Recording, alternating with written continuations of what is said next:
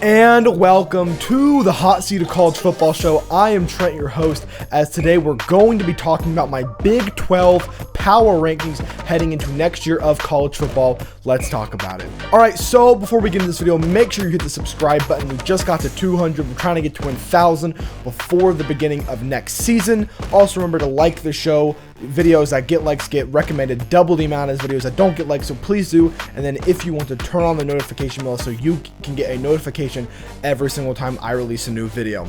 So let's talk about these power rankings.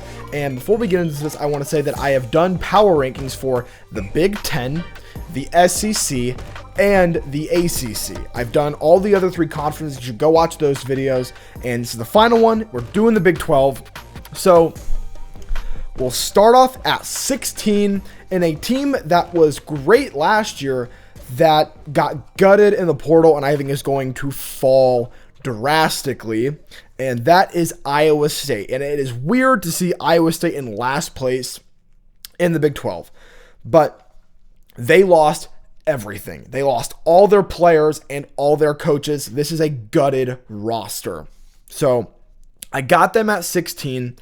At 15, I got UCF. They were a team under Scott Frost that has been so just up and down. They had so much hype, and with RJ Harvey a couple years ago, I mean, this team was supposed to be really good. Even the past 2 years in the first half of the season, it's like, whoa, UCF, they have a decent record. They're usually a winning record in the first half of the season. They are a great team statistically, especially 2 years ago. They are a great team statistically on ESPN's power ratings, and they just never perform up to expectations. So I got them at 15.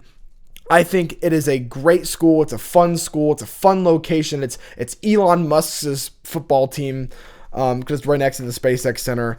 But they have not put anything out on the field that is decent enough for me to put them higher than 15. At 14, in a team that has a returning head coach who used to be there a long time ago, that is West Virginia. And again, not a team that I'm super, super high on. A team that who used to be really, really good and has really just fallen off. Last year, they got gutted in the portal, lost like 50 guys, had to bring in basically a whole new team from the G5 and other low-level Power 4. But I got them at 14. At 13, in a team that I am very sad to see this low, is Utah. Again, another one of these teams who have been gutted. Kyle Whittingham leaves Utah. He goes to Michigan. And I know what you guys are going to say. I still like Kyle Whittingham. Maybe I don't say I love him anymore. But I don't care. He's at Michigan. It doesn't matter. He is a great coach. He's such a good guy, such high integrity. And I'm excited to see him come to the rivalries. Now I think we might get a little bit more respect. I mean, I don't think we're going to have head coaches beefing over planning flags. I think Kyle Whittingham can bring integrity to this team, but still have to see it. But yeah, him leaving Utah, Devin Dampier is coming back. I'm pretty sure. I saw something that said he did, but maybe it was fake. I think he is coming back. He's a junior. I think he is coming back, so that'll be something positive for Utah. But again, losing a bunch of players. They went to Michigan, coaching staff, head coach goes to Michigan. So I have them falling off a ton. At 12, and a team that I can't believe is over Utah, and that's Colorado. Deion Sanders, they lost Jordan Seaton, and that's a big loss for them. And then with the quarterback situation, with last year it was Juju Lewis, and then it was Caden Salter. It's a mess. This team is a mess. But you know what? I think they could have a decent year this year. I mean, 12th in the Big 12 is not very good, but I think they're a little bit better than some of these other teams at the bottom of the barrel. At 11, in a team that lost their quarterback, who went to Texas Tech, that's Cincinnati. I got them at 11. I think Brendan Sorsby was the key to that team, and they at one point were ranked pretty high, but this past year, I think they finished 7-5, and then I think they lost their bowl game, going 7-6. So again, a very disappointing end of the year, especially in the second half. If I go to their 2025 schedule, I just want to make sure, yeah, they got blown out by Navy, and they lost their last 5 games after starting 7-1. This next year, have a decent, really hard schedule. Yeah, Kansas State, at Arizona, Texas Tech, Utah, at Houston, at Iowa State, Colorado, at BYU. So maybe they won't be as bad, but their schedule, I mean, they're probably going to go like 6-6, maybe 5-7. So yeah, at 10, cracking the top 10, another team who lost their quarterback, and that's a trend you'll see for a lot of the Big 12. I got TCU. They lost Josh Hoover. They went to Indiana. But returning Sonny Dykes, your head coach, who's a decent head coach, took you to the national championship like 3 or 4 years ago. But yeah, again, especially in the Big 12 when it's such a big, how good is your quarterback league, since the rest of the talent around it's not as good anymore, especially with the loss of Texas and Oklahoma. They go to the SEC. So yeah, teams that lose their roster, their head coach, and their quarterback really tank on this list, and TCU is one of those teams. At 9, I got Kansas, and the reason why Kansas is this high is just because their head coach. I think he's good. And let me see, are they returning? I think Jalen Daniels is not coming back. Yeah, no, he's not coming back. But yeah, Lance Leipold, I think he's a good coach. And that's why I got him at 9. Every once in a while, they have a decent season. Kansas has been one. They're like Indiana. Every once in a while, they pop up for the most part. They are pretty bad. At 8, and a team that I think had a lot of hype going into last year because of what they did the year before, that's Arizona State at 8. Look, you lost your quarterback. You're losing your star receiver. You lost Scott. I mean, the team, the 2 years in 24 and 25 that made this team so good, all of those pieces are gone except for the head coach, Kenny Dillingham. So, yeah, I don't expect much from Arizona State. They're not going to drop back down to the bottom of the Big 12, but I got them at 8. At 7, I got Kansas State. Chris Kleiman, the head coach for the longest time, steps down. You still got Avery Johnson, and Avery Johnson is a guy that everyone has been pretty high on throughout his career, and then he's been super disappointing every year. He's never really turned out that much. But yeah, I look, Kansas State is my second favorite team in college football. I always try to root for Kansas State. They are like my second love, and I know I don't really believe in like, oh, I'm a fan of 2 teams. Kansas State's my baby, and it's not just because Will Howard was from there. It was before Will Howard. Well, Will Howard was there. It was before he left and went to Ohio State. That made me like them better. But man, I watched a lot of Kansas State in 23, and then obviously watching him in 22 in that Big 12 championship. But I love Kansas State. And it's fortunate because they are so disappointing. Like, they almost lost to an FCS school this year. I think it was North Dakota. 6-6. I mean, they opted out of their bowl game. They lost the first game of the year out in Ireland to Iowa State. I mean, I don't know. They have been very, very disappointing for me the past couple of years. So I dropped them down to 7 when usually I have them in the top 4. But yeah, at 6, I got Houston, a team that was god awful 2 years ago. Really turned it around with Connor Wegman, the transfer from Texas A&M. And they beat LSU in their bowl game. I think they got to 9 either 9 or 10 wins. I think it was 10. They were 10-3 this past year. So a really decent year, and they beat LSU. And this, even though Garrett Nussmeier was in there, that was a Michael Van Buren led, who's a talented quarterback. I know he transferred, but that was a talented quarterback at LSU. So got them at 6.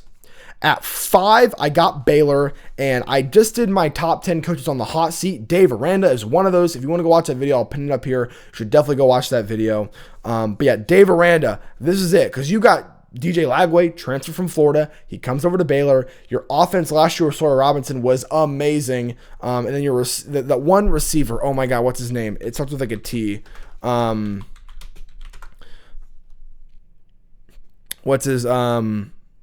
What's his name? I'm trying to remember. I'll cut this part out.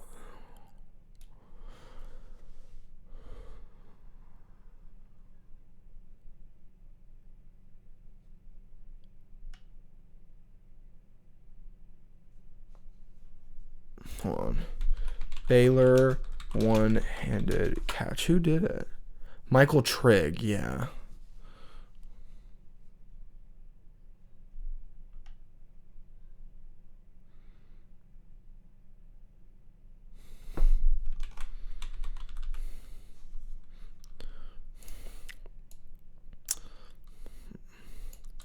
Actually, no. Hold on.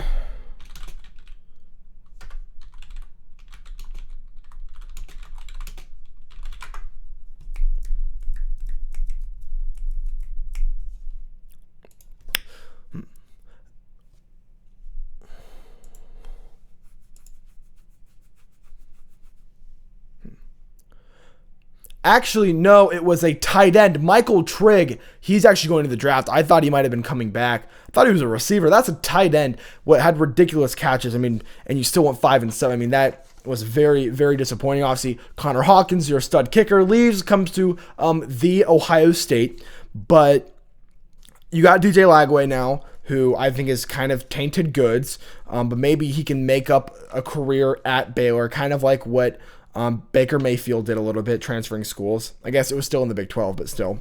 But yeah, I don't think he's gonna have a Baker Mayfield type season. But I definitely think he is pretty good. I don't know. SEC's tough.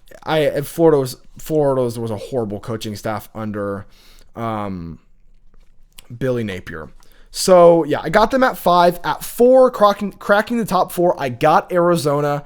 No Fafita coming back again. They're a team that's been decent every year the past, 3 or 4 years. 2 years ago, it was an off year. They were pretty bad. But No Fafita has been good for them. They lost T-Mac last year. But they have, I think, decent talent coming up. I think losing Jed Fish to Washington a couple years ago was tough. But I like this Arizona team. They were a team that I think had 8 or 9 wins this year. So not a bad team. I definitely think they can make an improvement. At 3, and my top 3 is going to be controversial. At 3, I got Texas Tech, and I get it. They got Brennan Sorsby. I think he's a decent quarterback, but I don't predict repeat Big 12 champions. So I got Texas Tech at 3. I like the coaching staff. I like all the guys they have in, but they're losing guys like David Bailey, Jacob Rodriguez, and then I think Ben Roberts, the other linebacker they're losing. And they're losing their other, I think they're upgrading at quarterback, but they're losing their previous starter, Barrett Morton. So yeah, I think they'll drop off a little bit. At 2, I got Oklahoma State, a team that finished last in the conference last year, which means we see this all the time in the Big 12 now. The last team in the conference is really good the next year. Arizona State was the worst team, won the Big 12 the next year. That year, Houston was the worst team. They were really good this past year. And then this year, Oklahoma State was the worst team. I think they'll be up there now. So, yeah, love the parity in the Big 12. That's what people call it, America's Conference. But I got Oklahoma State at 2. Drew Mestemaker. They got all the guys from North Texas, who was phenomenal offensively. Had the number 1 or number 2 offense this past year. Now, coming in to Oklahoma State, it's going to be a little bit of a question because you have a lot of players playing at the group of 5, jumping up to Power 4 football. But we saw that with James Madison. Remember, James Madison and Kirk Cignetti took those players like Elijah Surratt. They go to Indiana in 24. They were pretty good. Curtis Rourke came from Ohio University. He's pretty good. So I definitely think that group of 5 players can play up to Power 4 and still be pretty good. So, yeah, so I got them at 2. And then at 1, I got BYU. BYU's tricky because they have money invested in them, so I know they're going to do good. They've been the second or third best team in the Big 12 the past couple of years. Texas Tech, I don't think it's going to be as good. Utah is kind of out of it right now because of their situation with coaching. So, and Iowa State's kind of out of it. Kansas State, Arizona State, TCU, like all these teams are always been in the way. So now it's kind of between Oklahoma State, who has a lot of questions, and Texas Tech, who also has a lot of questions. So I think this is the year BYU can take a step up, especially with returning Bear Bachmeier as another. He was a freshman receiver turned quarterback because of the situation with Jake Retzloff, and was 1 game away from the college football playoff.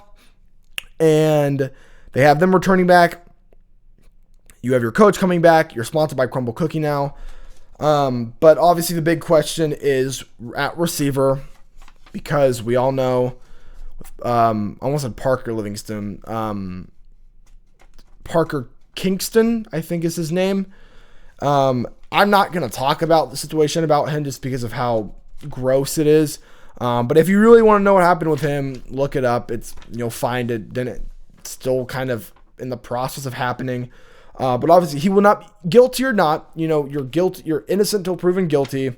But either way, he will not be playing for the football team this year. So that's going to be another question, as now you've had 2 consecutive years where your star player has been kicked off the team. So they bounced back once. Can I do it again? But currently they are my number 1 team in the Big 12.